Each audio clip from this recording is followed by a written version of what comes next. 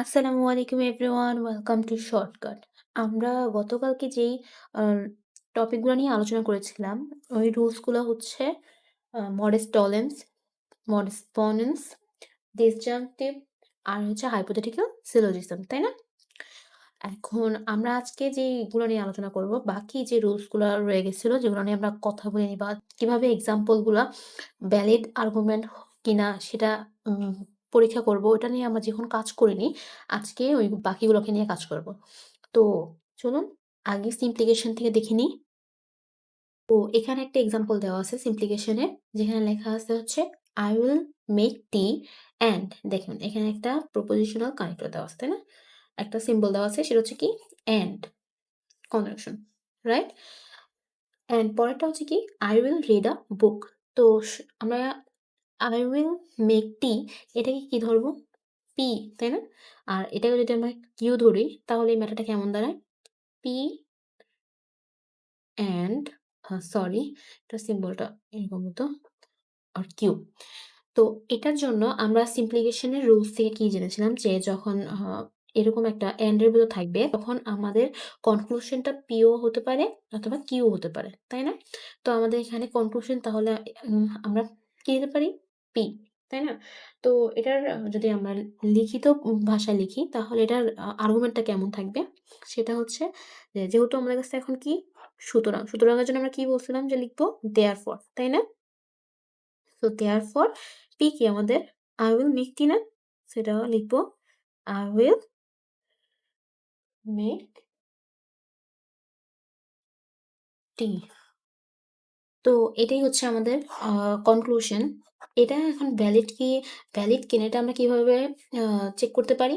সেটা হচ্ছে আমাদের কাছে যে হাইপোথিসিসটা আছে, আমাদের কাছে দেখেন এখানে প্রিমিসিস কোনটা? এটা না? এই প্রিমিসিসটার সাথে আমরা কি করতে বলছি? যতগুলো প্রিমিসিস থাকবে সেগুলোকে আমরা হচ্ছে এন্ড দ্বারা যুক্ত করব। তারপরে ইমপ্লিকেশন করব কার সাথে? কনক্লুশন এর সাথে, তাই না?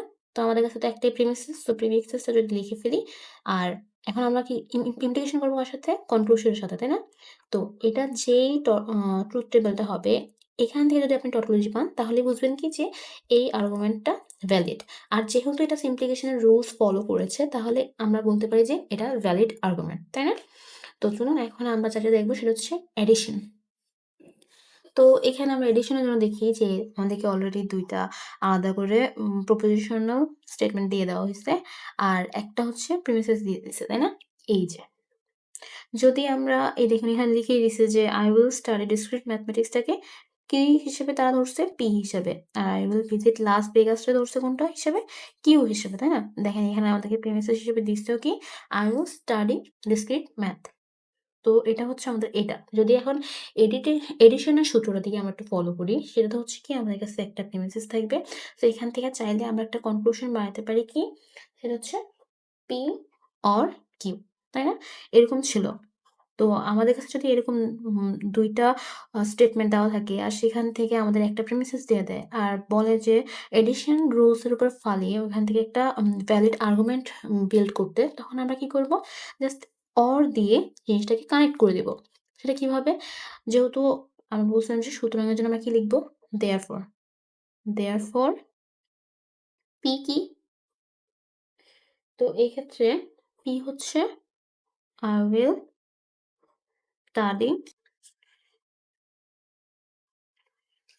discrete math আর এটা কি? or, তাই না? or I will visit Las Vegas। আর যদি আপনার ট্রুথ টেবিলের মাধ্যমে এটা ভ্যালিড কিনা সেটা চেক করতে চান, তাহলে অবশ্যই আপনাকে একটা লজিক বিল্ড করে নিতে হবে এখান থেকে। যেটা আমি আপনাকে বলেছি, অবশ্যই আপনারা এটা অবশ্যই খেয়াল রেখেছেন আশা করি। তো চলুন এখন আমরা যেটা দেখব সেটি হচ্ছে কনজাংশন। তো এখানে আমাদের কাছে একটা এক্সাম্পল দেওয়া আছে, যেখানে ২ টা প্রিমিসিস দেওয়া আছে। দেখেন এই যে। সো এটাকে যদি আমরা P হিসেবে কনসিডার করি আর এটাকে যদি Q হিসেবে কনসিডার করি আর এখন যদি আমাদেরকে বলে এটার কনক্লুশনটা বের করতে, তাও আবার কনজাংশন এর রুলসটা ফলো করে, তাহলে আমরা একটু রুলসটা যদি দেখি, যেখানে ২ টা প্রিমিসিস দেওয়া থাকবে আর সেখান থেকে কনক্লুশন আমরা চাইলে কনজাংশন এর সময় কি নিতে পারি? P and Q, তাই না? তো এর থেকে আমরা এটার কনক্লুশনটা লিখতে পারি। Sorry, therefore I will study discrete math and তারপরে কিউ, তাই না? তো পি এর জায়গাতে পি এর স্টেটমেন্টটা আর কিউর জায়গাতে কিউর স্টেটমেন্টটা। Study English literature.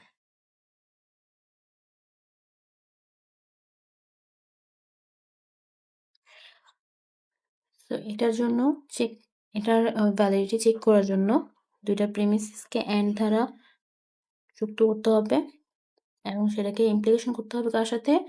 কনক্লুশনের সাথে। সেটা ট্রুথ টেবিলে চাইলে আপনারা চেক করে নিতে পারেন। তো বাকি যেটা রইলো সেটা হচ্ছে রেজোলিউশন।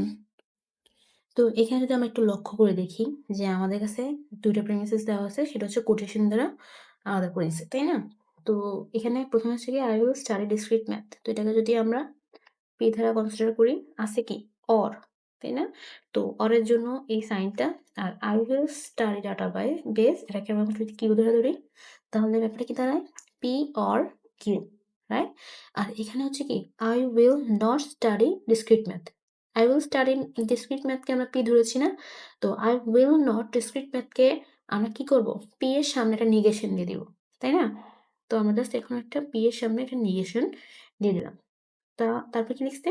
OR, তার মানে এই সাইনটা দেওয়ার পরে হচ্ছে কি ডিসজাংটিভ সাইন দেওয়ার পর আমরা কি দেখি এখানে আরেকটা স্টেটমেন্ট আছে কি I will study English literature, তাই না? দেখি তো এরপরে আছে কিনা কিউ আলাদা ডাটাবেজেস আর এখানে হচ্ছে কি ইংলিশ লিটারেচার। সো এটা আমাদের আরেকটা নতুন। তো এটাকে যদি ধরি আমরা কি আর, ঠিক আছে? তো এখানে আমাদের কি দাঁড়ায় তাহলে? নট পি অর আর, তাই না? তো রেজোলিউশনের সূত্র অনুযায়ী আমরা কি জানি যে এরকম প্রেমিসেস থাকলে তখন তাহলে আমাদের কনক্লুশনটা কি হবে? এখানে হবে কি আর। তো আমরা তখন কনক্লুশনে আমরা কি লিখতে পারি? কিউ অর আর, তাই না? তো এটার জন্য আমাদের যদি এখন কথায় লিখি সেখানে আমাদের কনক্লুশনটা কিভাবে লেখা যায়? দেয়ারফর কিউ কি আমাদের? কিউ হচ্ছে I will study databases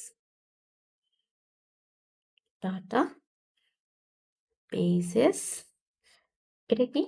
OR sign. OR আর কি আমাদের? I will study English literature,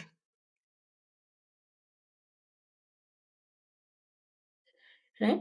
আর এটার করসপন্ডিং টটোলজিটা আপনি কিভাবে পাবেন? সেটা হচ্ছে কি ২ টা প্রিমিসেস ক্যান দ্বারা যুক্ত করতে হবে। সো আমাদের কাছে প্রিমিসেস গুলা কি? এটাকে আমাদেরকে আরেকটা হচ্ছে কি এটা। সো এই ২ টা প্রিমিসেসকে আমাদেরকে এন্ড দ্বারা যুক্ত করতে হবে। করে এটাকে আমাদেরকে ইমপ্লিকেশন করতে হবে কার সাথে? আমাদের কনক্লুশনের সাথে, তাই না? এই হচ্ছে আমাদের করসপন্ডিং টটোলজি।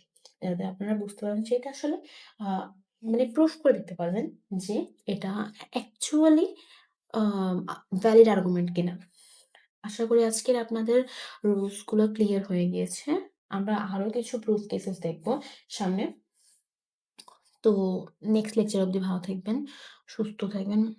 অবশ্যই এই প্রবলেমস গুলো সলভ করবেন। বেশি, বেশি করে করবেন যেন আপনাদের সবগুলা রুলস মাথায় চলে আসে। আম আশা করব আপনারা আজকের লেকচারটি বুঝতে পেরেছেন। আর যদি না বুঝে থাকেন অবশ্যই কমেন্ট করবেন। ততদিন নেক্সট লেকচার অবধি ভালো থাকবেন, সুস্থ থাকবেন। আল্লাহ হাফেজ।